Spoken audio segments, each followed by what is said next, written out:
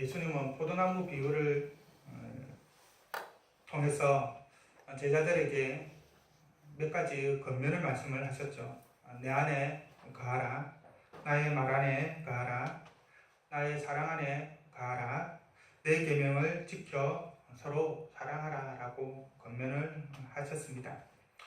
이 권면의 말씀 이후에 예수님은 제자들에게 세상이 너희를 미워하고 박해할 것이라고 그렇게 말씀을 하십니다.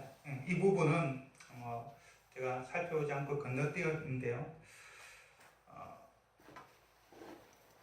왜냐하면 예수님 안에 거하는 자는 예수님께 속한 자로 이 세상에 속한 자가 아니기 때문에 세상이 미워하고 박해를 하는 것이죠. 우리의 삶에 보면은 우리와 비슷하지 않거나 또 우리와 좀 다르거나 그렇게 하면 우리가 서로 배척을 하는 그런 경향이 있는데 세상과 그리스도의 관계가 그러하다라는 것입니다. 물과 기름이 섞이지 않듯이 예수님 안에 거하는 자와 세상에 속한 자는 섞이지가 않는 것이죠. 서로 배척을 하고 미워합니다. 하나가 될 수가 없습니다. 기름이 물과 합치기 위해서는 그 기름기를 다 없애든가 아니면 물이 기름이 되든가 그렇게 해야만 되는 것이지 물과 기름 상태로 있으면서 합쳐지는 경우가 없죠. 설사 흔들더라도 물은 물대로 기름은 기름대로 있게 됩니다. 바로 그와 같이 예수님께 속한 자와 세상에 속한 자가 그렇게 되는 것이고 세상에 속한 자들이 그럼으로 인하여서 하나님께 속한 예수님께 속한 자들을 미워하고 박해하는 것입니다.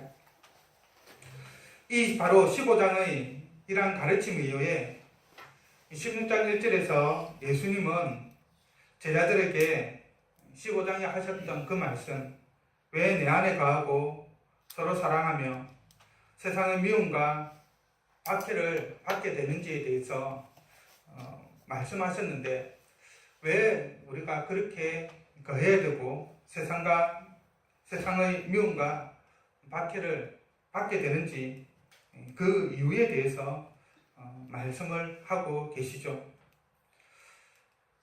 그것에 대해서 말씀하셨던 이유에 대해서 말씀을 하고 있는 것인데 바로 그 이유는 제자들로 하여금 실족지 않게 하기 위해서입니다.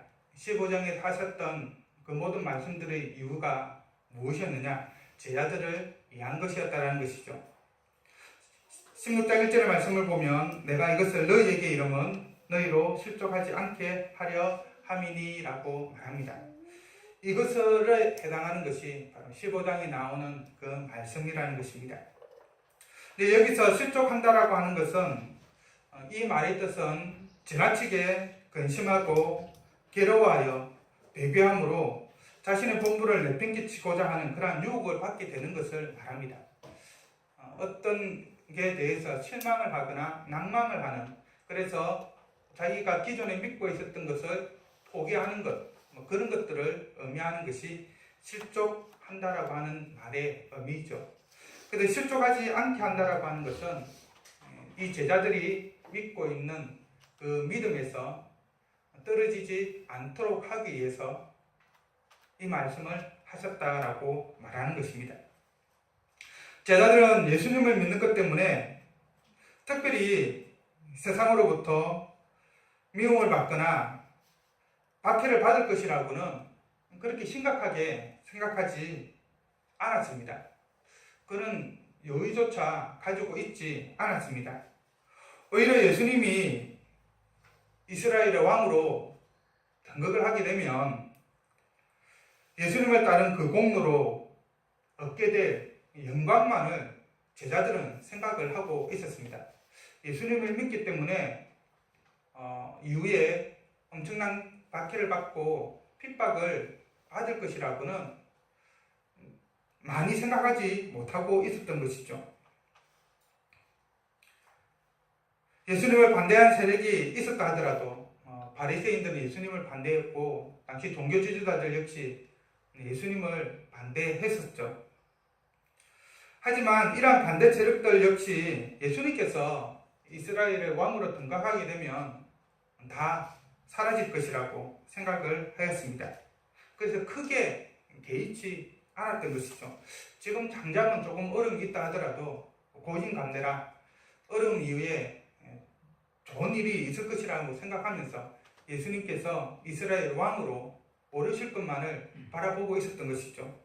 그래서 예수님께서 예루살렘에 입성하기 전에 또는 입성한 이후에 제자들은 예수님이 하나님의 나라에 이제 임금으로 등극하게 되면, 이스라엘 왕으로 등극하게 되면 누가 예수님의 오른쪽에 앉을지 또 왼쪽에 앉을지 그것을 두고 서로 논쟁을 벌이기도 했고, 누가 큰 자인지를 두고 논쟁을 하였던 것입니다.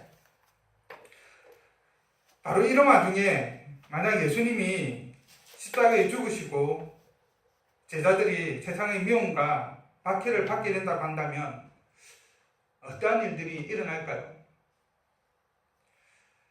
우리가 삶을 살아가다 보면은 기대하는 것이 있습니다. 소망하는 것이 있습니다. 아, 이것은 반드시 될 거야. 이렇게 될 거야.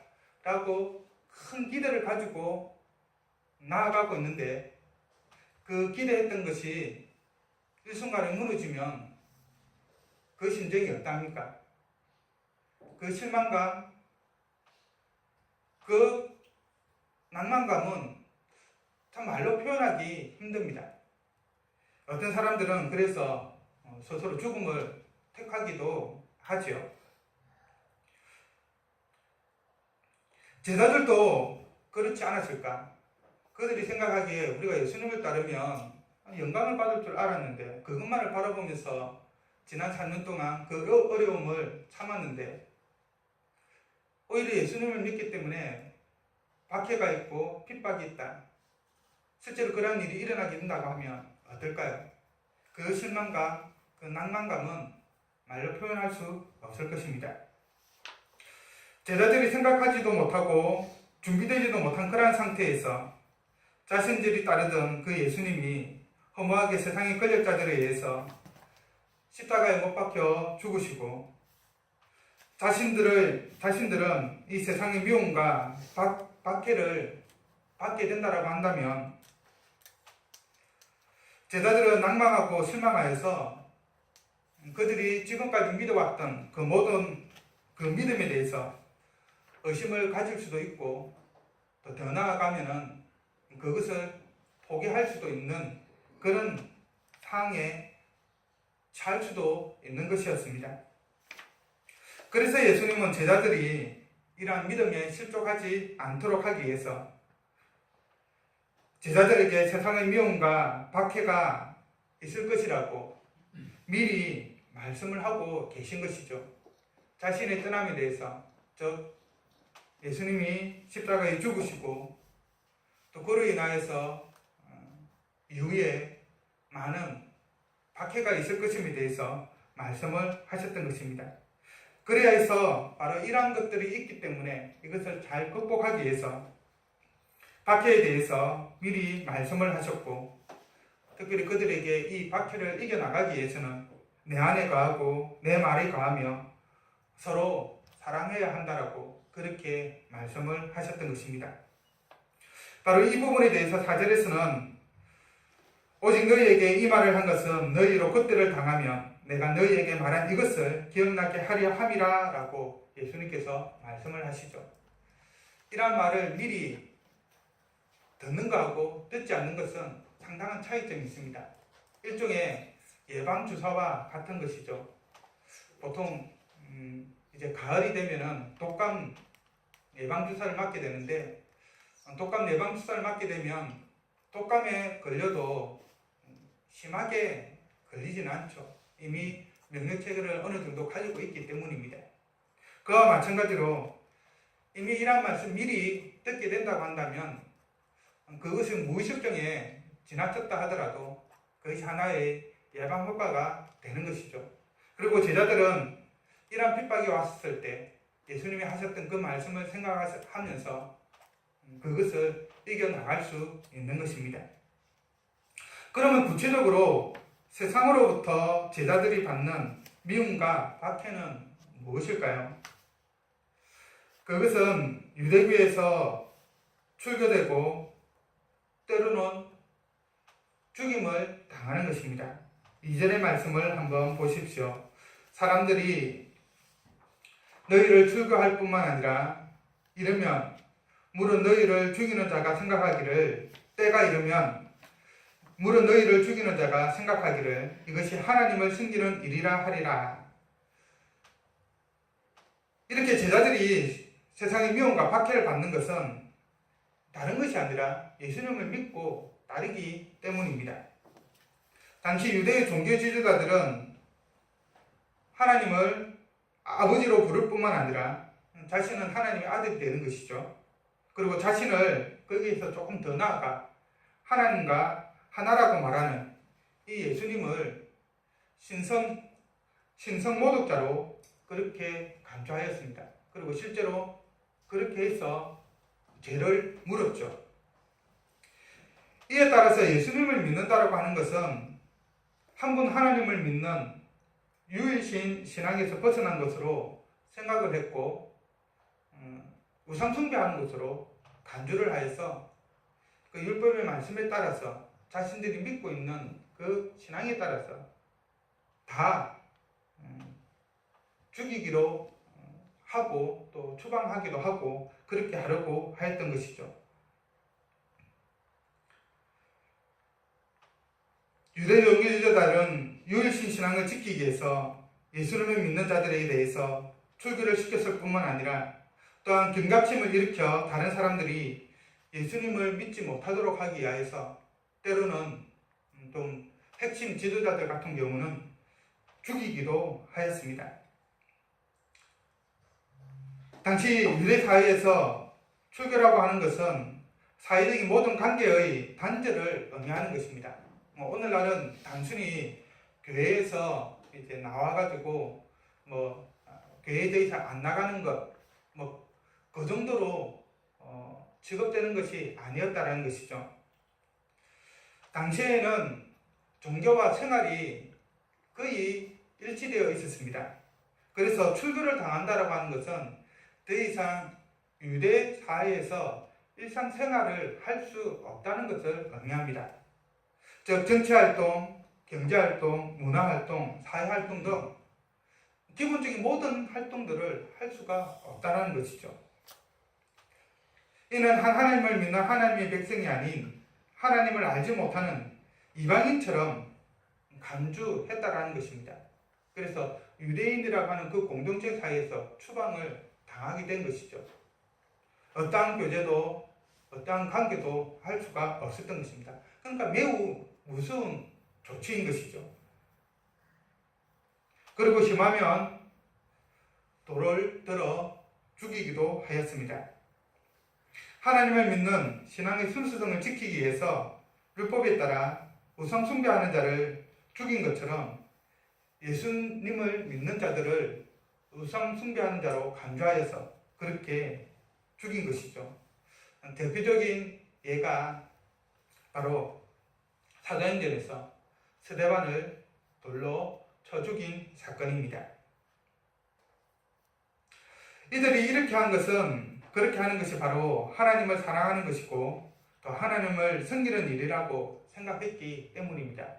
하나님을 향한 그 열심을 가지고 예수 그리스도를 믿는 자들을 핍박하였던 것이죠. 우리는 그것을 사도 바울의 과거 행적을 통해서 잘 알 수 있습니다. 사도 바울은 회심하기 전에 교회를 박해하고 멸하려고 하였습니다. 바로 그 이유가 하나님을 향한 열심 때문이었죠. 이 하나님을 따르지 않고 우상을 숭배하는 그러한 사람들을 잡아 죽이는 것이 자신의 사명이라고 처음에는 생각을 하였었습니다. 하지만 회심하고 난 이후에는 그것이 잘못임을 깨닫고 스스로 나는 죄인 중에 괴수다라고 하는 그런 표현을 사용하기도 하였죠. 항상 이렇게 교회를 핍박하였던 것에 대해서 항상 마음의 부담감을 안고 자신의 사역을 감당해 나갔었습니다. 여하튼 회심하기 전 사도 바울은 예수님을 믿는 자를 박해하는 것이야말로 하나님께서 진정으로 원하시는 일이라고 생각을 하였습니다. 그래서 누구보다도 교회를 박해하고 멸하는데 열심을 내었던 것이죠. 많은 유대인들이 바로 이러한 열심을 가지고 성도들을 핍박하였습니다. 그러나 그것은 하나님의 일이 아니라 사단의 일이었죠. 교회를 핍박하는 사단의 앞잡이가 되어서 그 일을 하였던 것입니다. 바로 2절이 그것을 말해주고 있는 것입니다. 3절에서 예수님은 세상이 미워하고 박해하는 그 이유에 대해서 말씀을 하고 계십니다. 그것은 세상이 아버지와 자신에 대해서 알지 못하기 때문이라고 말씀을 하고 있죠. 특별히 유대인들이 왜 그렇게 믿는 자들을 박해하느냐, 예수 그리스도를 믿는 자들을 핍박하느냐, 예수님에 대해서 그리고 예수님을 보내신 그 하나님에 대해서 그들이 제대로 알지 못하기 때문에 그렇다라고 말씀하시는 것입니다. 세상은 마귀에게 속한 것이기에 기본적으로 하나님을 대적을 하죠. 마귀 자체가 하나님을 대적하는 자이기 때문입니다. 그런 점에서 세상은 믿는 자를 미워하고 박해합니다. 왜냐하면 이 세상은 사탄에게, 마귀에게 속하여 있기 때문입니다. 우리가 하나님께 속해 있고 예수 그리스도께 속해 있다고 한다면 세상과 우리는 원수 관계에 있기 때문에 세상의 미움과 박해를 받을 수밖에 없는 것이죠. 그래서 세상의 미움과 박해를 받는 것은 신앙적인 관점에서 보면 분명 유익한 것이라고 할 수 있습니다. 왜일까요? 세상의 미움과 박해가 있다라고 하는 것은 내가 제대로 예수님을 믿고 있다, 또 내가 세상에 속한 것이 아니라 하나님께, 예수님께 속한 자다라고 하는 것을 보여주는 하나의 예라고 할 수 있기 때문인 것입니다. 말은 누구든지 할 수 있죠. 나는 예수님을 믿는다. 나는 예수님이 하나님의 아들이고 또 우리를 위해서 십자가에 죽으시고 부활하셨고 하늘에 오르셔서 하나님 보좌 우편에서 지금도 우리를 다스리고 계신다. 말은 누구라도 할 수 있습니다. 하지만 실제로 믿는지 믿지 않는지는 우리가 확인할 방법이 어떻게 보면 없다라고 말할 수 있죠. 그냥 그렇게 말하는 것을 믿을 수밖에 없는 것입니다. 그런데 만약 그 때문에 우리에게 박해가 있다라고 한다면 그 믿음은 확실한 것이, 그 고백은 확실한 것이 되는 것이죠. 그 박해가 우리 믿음의 증거가 되는 것입니다. 다른 한편 이 말씀은 우리가 하나님에 대해서, 예수님에 대해서 모른다고 한다면 누군가를 미워하고 박해할 수밖에 없다는 것을 또한 의미하죠. 하나님에 대해서, 예수님에 대해서 제대로 알지 못하기 때문에 누군가를 박해하는 것입니다. 신앙에 대한 무지야말로 다른 사람을 미워하고 박해하는 아주 주요한 원인입니다.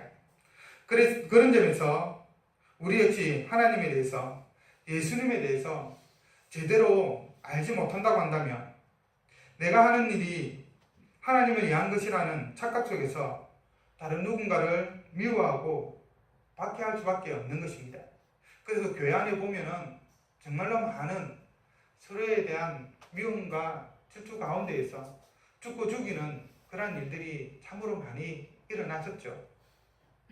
왜냐하면 자기가 믿는 것이 확실하다라고 하는 그 생각 가운데 자기와 다른 그 믿음을 가진 것에 대해서는 이렇게 할 수밖에 없는 것입니다. 그리고 그 배경에는 이러한 하나님에 대한 잘못된 지식이 있고 하나님에 대한 잘못된 열심이 있는 경우가 참으로 많이 있는 것이죠. 우리는 그런 점에서 하나님이 어떠한 분인지, 예수님이 어떠한 분인지 계속해서 알아나가야 합니다. 여하튼 실제로 유대인들이 그러한 모습을 보였죠. 그들은 하나님을 믿었지만 아이러니하게도 하나님의 보내신 자이자 하나님의 아들이 또 하나님 자체이신 예수님을 믿지 않았고 오히려 박해 있으며 심지어는 십자가에 못 박아 죽였습니다. 그리고 그를 믿는 자들을 또한 동일하게 박해하였습니다. 그리고 죽였습니다. 그러므로 우리가 잘못된 하나님의 열심을 가지고 누군가를 미워하거나 박해하지 않기 위해서는 하나님을 아는 지식에 충만해야 합니다. 그러기 위해서는 우리가 끊임없이 하나님을 알아나가기 위해서 성경을 읽고 묵상해야 하는 것이죠. 하나님에 대한 지식은 우리가 다른 데서 얻을 수 있는 것이 아닙니다.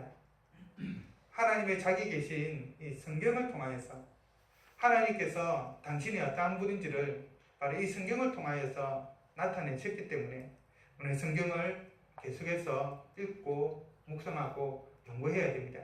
그래야 하나님에 대한 지식이 충만해지는 것이죠.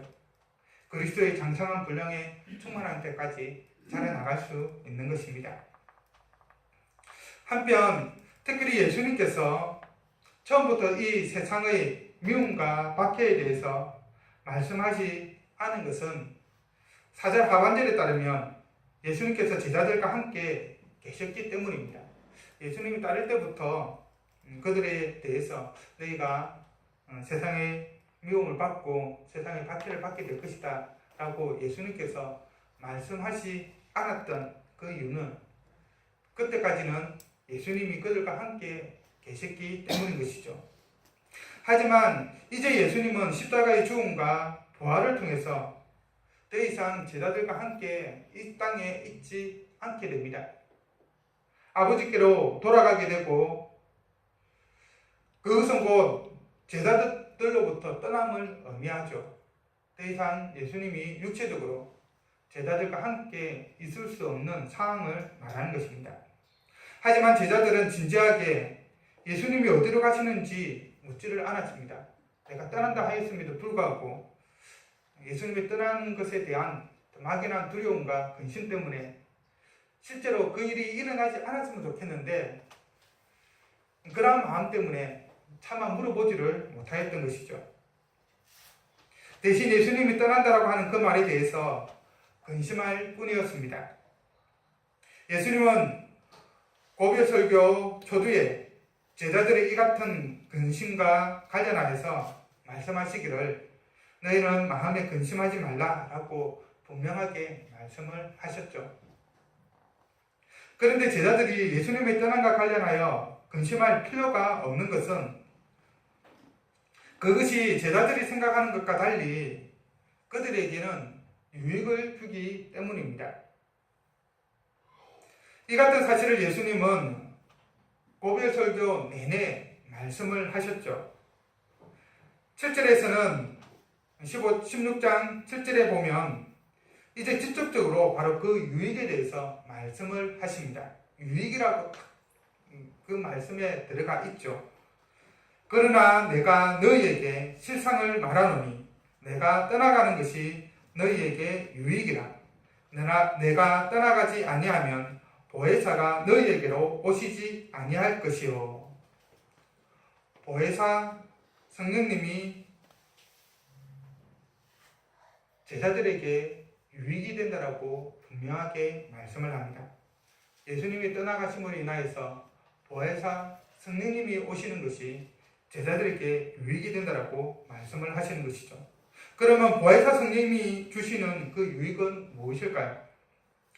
예수님은 요한복음 14장 16절에서 내가 아버지께 구하겠으니 그가 또 다른 보혜사를 너희에게 주사 영원토록 너희와 함께 있게 하리니 라고 하여서 보혜사 성령님이 영원히 너희와 제자들과 함께 있을 것이다 라고 말씀을 하셨습니다. 예수님은 잠시 함께 있었지만 성령 하나님, 보혜사 성령 하나님은 제자들과 영원히 함께 있을 것입니다. 또 요한복음 14장 26절에서는 보혜사 곧 아버지께서 내 이름으로 보내실 성령 그가 너희에게 모든 것을 가르치고 내가 너희에게 말한 모든 것을 생각나게 하리라 라고 하여서 보혜사 성령님께서 모든 것을 가르치시고 또 또 예수님께서 제자들에게 말씀해 주셨던 그 모든 것들을 다 생각나게 하실 것이라고 말씀하셨습니다. 우리도 어떤 것을 들으면 다 기억하지 못하죠. 시간이 지나면 전체 내용의 10% 정도나 기억할까. 예수님도 3년 동안 제자들과 함께 있으면서 많은 가르침을 또 주셨죠. 하나님 나라의 복음의 비밀을 알려주셨습니다. 제자들이 오늘날과 같이 이렇게 기록할 수 있는 여러 가지 수단이 없는 상황에서는 그 모든 것들을 100% 다 기억할 수는 없었을 것입니다. 그러나 성령 하나님이 오시면 바로 예수님이 하셨던 그 모든 말씀을 다 기억나게 하십니다. 성경을 읽다 보면은 제자들이 예수님이 부활하시고 난 이후에야 그 말씀이 무슨 뜻인지를 알았더라라고 하는 표현이 나오는데 바로 이게 성령 하나님이 생각나게 해 주신 것이죠. 이것은 예수님과 함께 있는 동안은 누리지 못하고 예수님이 떠나야만 누릴 수 있는 것이기 때문에 예수님은 내가 떠나는 것이 너희에게 유익이라고 말씀을 하시는 것입니다. 예수님이 떠나야지만이 이러한 유익을 주는 보혜사 성령님이 제자들에게 주어지기 때문입니다. 그러면 보혜사 성령께서 세상에 대해서 하시는 일은 무엇일까요? 8절에서 예수님은 성령님이 하시는 일에 대해 그가 와서 죄에 대하여, 의에 대하여, 심판에 대하여 세상을 책망하시리라 라고 말씀을 하십니다. 책망한다라고 하는 이 말은 정색을 하고 꾸짖는 것 또는 깨닫게 해주는 것 또는 법정에서 어떤 죄인의 잘못에 대해서 그것을 드러내는 것 이런 의미를 가지고 있습니다. 세상에 대해서 그렇게 하신다라는 것이죠. 먼저 성령님은 죄에 대해서 책망을 하십니다. 여기서 말하는 죄는 일반적으로 우리가 이해하고 있는 그런 죄가 아닙니다. 바로 예수 그리스도를 믿지 않는 죄에 대해서 말하는 것입니다. 9절의 말씀을 보십시오. 죄에 대하여라 함은 그들이 나를 믿지 아니하며 죄가 무엇이냐? 세상이 예수 그리스도를 믿지 않은 것이다. 예수 그리스도를 하나님의 아들로 하나님께서 보내신 자로 구주로 믿지 않았다라는 것이죠. 생명으로 길과 진리로 하나님의 말씀으로 믿지 않았다는 것입니다. 바로 그것이 죄라는 것이죠. 윤리적이고 도덕적이고 법적인 그런 죄에 대해서 말하고 있는 것이 아니라 예수님을 믿었느냐 예수님을 믿지 않았느냐 바로 그 부분에 대해서 책망을 하신다는 것입니다. 성경은 근본적으로 죄를 하나님의 말씀에 순종하지 않는 것, 하나님의 계명을 지키지 않는 것, 하나님의 뜻에 거슬러 행하는 것 등으로 규정을 합니다. 우리가 생각하는 일반적인 죄와는 조금 거리가 있는 것이죠. 바로 그런 점에서 하나님의 보내신 자요, 하나님의 아들인 예수님을 믿는 것은 하나님의 명령이고 하나님의 뜻입니다. 구원을 위한 하나님의 뜻이 예수 그리스도 안에 다 녹아져 있는 것이죠. 그런데 세상은 예수님을 알지 못하기 때문에 예수님을 믿지 않습니다. 이것이 세상의 근본적인 죄이고 바로 이 때문에 하나님의 심판을 받는 것입니다. 하지만 성령님은 예수님을 증거하죠. 그래서 성령님은 사람들로 하여금 예수 그리스도를 믿지 않는 것이 죄라고 알려주게 됩니다. 우리가 예수님을 믿을 수 있는 것은 우리의 지혜, 우리의 의지가 그래서 되는 것이 아니라 성령 하나님께서 우리에게 그렇게 역사하셨기 때문이죠. 바로 예수님에 대해서 알려주시기 때문에 우리가 예수님을 믿을 수 있는 것입니다. 이 성령 하나님의 사역을 통하여서 예수님을 믿고 구원받기를 원합니다. 예수님만이 우리의 모든 죄를 사해 주시고 우리를 천국으로 인도하십니다. 둘째로 의에 대하여 세상을 책망하십니다. 10절입니다. 의에 대하여라 하면 내가 아버지께로 가니 너희가 다시 나를 보지 못하미요. 여기서 말하는 의 역시 위에서 말하는 죄와 마찬가지로 우리가 일반적으로 생각하고 있는 그런 의미는 아닙니다. 우리가 생각하는 선이라든지 법을 잘 지킨다든지 착하게 지내는 것, 사는 것 이런 것을 말하는 것이 아닙니다. 여기서 말하는 의는 예수 그리스도께서 십자가 사역을 통해 이루신 의를 말합니다. 세상은 자신들의 의의 기준에 따라서 예수님을 정죄하고 십자가에 못 박아 죽였죠. 그리고 자신들의 의의 기준에 따라서 구원의 조건을 만들어 놓았습니다. 그래서 이 땅에서 착하게 살아야 된다, 선한 일을 많이 해야 된다, 이런 여러 가지 기준들이 있게 되죠. 다른 종교를 믿어야 된다, 이런 것들도 있습니다. 하지만 예수님은 부활 승천하심으로써 세상의 의의 기준이 잘못임을 보여주셨죠. 즉 예수님께서 어려우시고 공의로우시다라고 하는 것은 예수님께서 아버지께로 가는 것이 증거를 합니다. 세상은 자신의 기준에 따라서 예수님이 악하다라고 정죄를 하여서 십자가에 못 박아 죽였지만 예수님은 세상의 기준에 따라서 결코 죄인이 아니라는 것이죠. 선하고 거룩하신 그리고 어려우신 하나님께서 예수님을 높이셔서 만물의 임금으로 삼으셨기 때문입니다. 하나님 보좌 우편에 앉으셔서 세상 만물을 통치하도록 하셨기 때문인 것이죠. 보혜사 성령님은 십자가에 죽으시고 부활 승천하사 하나님 보좌 우편에 앉아 계신 예수님을 증거하심으로 이 세상의 의에 대하여 책망을 하십니다. 너희들이 알고 있는 그 의가 제대로 된 의가 아니다. 예수 그리스도만이 참 의다. 예수 그리스도를 믿고 행할 때 너희가 어렵게 된다라고 말씀을 하시는 것입니다. 성령님은 우리가 어렵게 되는 것은 세상의 의를 따라 되는 것이 아니라 예수 그리스도를 믿는 것, 곧 예수 그리스도의 의를 옷 입는 것으로 우리가 어렵게 됨을 말해주고 있습니다. 예수 그리스도를 믿는 그 믿음을 통하여서 우리가 어렵게 된다는 것이죠. 우리의 공로나 율법을 지키는 것이나 법을 지키는 것이나 선을 행하고 착한 일을 행하는 그러한 것은 되지 않는다라는 것입니다.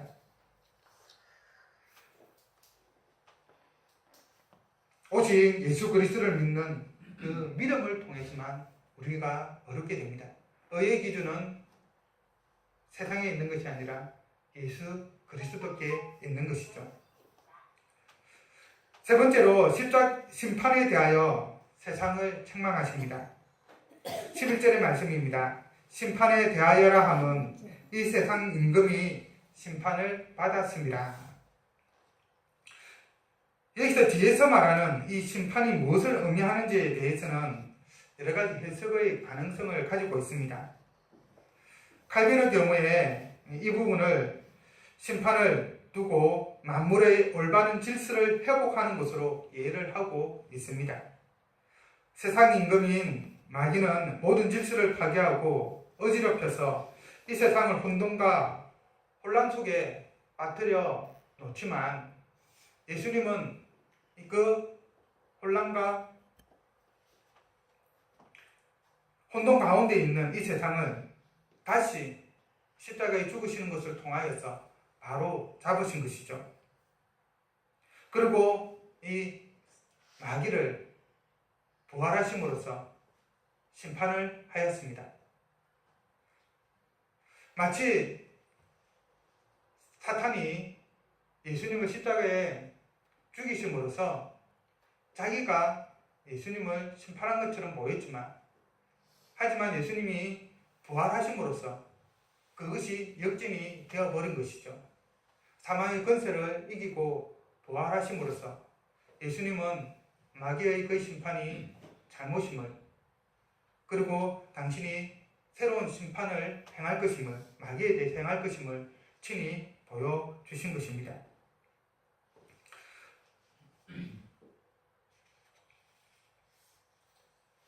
이처럼 보혜사 성령님은 죄와 의와 심판에 대하여서 깨닫게 하시고 회개하여 돌아오게 하는 그러한 역할을 하십니다. 이 모든 것은 결국 보혜사 성령님께서 예수님에 대해서 증거함을 보여주고 있는 것이죠. 예수님과 관련하여서 의에 대해서, 죄에 대해서, 의에 대해서, 심판에 대하여서 이 세상에 대해서 심판을 하시는 것입니다. 이 세상은 예수님을 부정하기 때문에 예수님과 관련된 죄의 문제, 의의 문제, 심판의 문제를 다 부정을 하죠. 그러나 성령 하나님께서 오시면 죄와 관련하여서 무엇이 죄인지를 예수님과 관련하여서 보여주시고 의에 대해서도 심판에 대해서도 보여주십니다.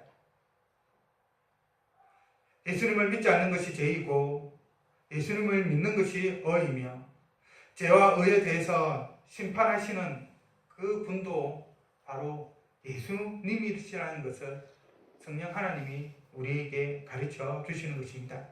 보혜사 성령님을 통하여 예수님에 관한 지식이 충만해지고 우리의 죄를 용서해 주시고 우리의 의가 되시며 심판의 때에 우리를 시원해 주시는 예수 그리스도를 믿고 전하는 삶을 살아가기를 바랍니다. 예수님을 믿는다라고 하는 것은 많은 경우에 있어서 삶의 형통함이 있고 복된 삶만이 있는 것으로 생각을 합니다.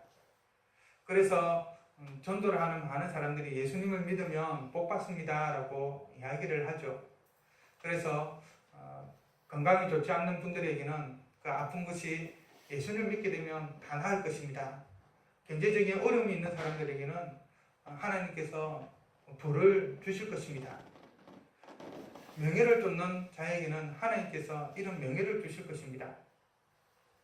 또 학업을 하고 있는 자녀를 두고 있는 자들에게는 자녀들이 복을 받아서 좋은 대학에 가게 될 것입니다. 이런 식으로 이야기를 합니다. 그러나 예수를 믿는다고 해서 우리 삶에 형통함만이 있고 복된 삶만이 있는 것은 절대로 아닙니다. 그리스도의 제자로 예수님의 말씀에 따라 서로 사랑하고 살아가면 우리가 세상에 속하지 않았기 때문에 세상은 우리를 미워하고 핍박하고 박해합니다. 오히려 형통함이 아니라 고통이 따라오는 경우가 있다라는 것이죠. 그 핍박은 아주 직접적인 것일 수도 있습니다. 로마 시대 때 예수님을 믿었기 때문에 많은 핍박을 받았죠. 콜로세움에서 사자의 밥이 되기도 하고 사람들에 의해 죽임을 당하기도 하고 처형을 당하기도 했습니다. 그러나 꼭 직접적으로 오는 것도 아닐 수도 있습니다. 우리가 일반적으로 경험할 수 있는 상대적으로 경제적으로 이 땅 가운데서 어려움을 겪을 수도 있죠. 다른 사람들이 다 하는 것을 우리는 하지 못하기 때문에 일생상의 문제도 생길 수가 있습니다. 마귀가 우는 사람처럼 돌아다니며 믿는 자들이 넘어지기를 고대하고 있기 때문이고 또 그것을 위해서 건강의 문제를 치기도 하고 또 여러 가지로 행하기도 하는 것이죠. 그리고 사람들과의 관계에서도 문제가 생길 수 있습니다. 악한 자들을 멀리하고 믿지 않는 자들을 자연적으로 멀리하게 되어서 이전에 친하게 지냈던 사람들과 만나지도 못하고 그런 경우도 많이 보게 되는 것이죠. 세상 사람들이 자연스럽게 하는 일들을 하지 않게 되기 때문에 소외되거나 도태될 수도 있습니다. 많은 사람들이 만나면은 도박을 하는 경우가 있죠. 아주 간단하게. 그런데 믿게 된다고 한다면 그런 부분도 잘 하지 않게 됩니다. 또 믿지 않는 사람들은 함께 모여서 술을 많이 마시게 되는데 또 믿게 되면 술을 멀리하게 되어서 또 안 하게 되죠. 그러다 보면 친구들과도 이전의 친구들과도 멀어지게 되는 다인적으로 또 소외되거나 도태되어지는 그런 느낌을 받기도 하죠. 바로 그러할 때에 예수님을 믿기 때문에 생기는 이전과는 다른 그러한 현상들 때문에 실족하지 않기를 바랍니다. 예수님의 이 말씀을 잘 기억하길 바랍니다. 내 안에 거하라. 내 말에 거하라. 내 계명을 지키라. 서로 사랑하라. 우리가 이 말씀을 기억하게 된다고 한다면 우리의 삶 가운데에서 조금 핍박이 있고 박해가 있다 하더라도 실족하지 않을 것입니다.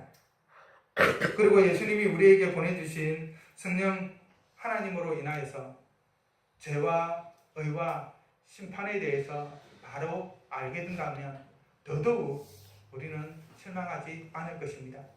오히려 그러한 핍박과 박해가 있게 된다면 하나님이 주실 그 영원한 나라에 대한 소망 가운데에서 기뻐하며 살아갈 수 있을 것입니다.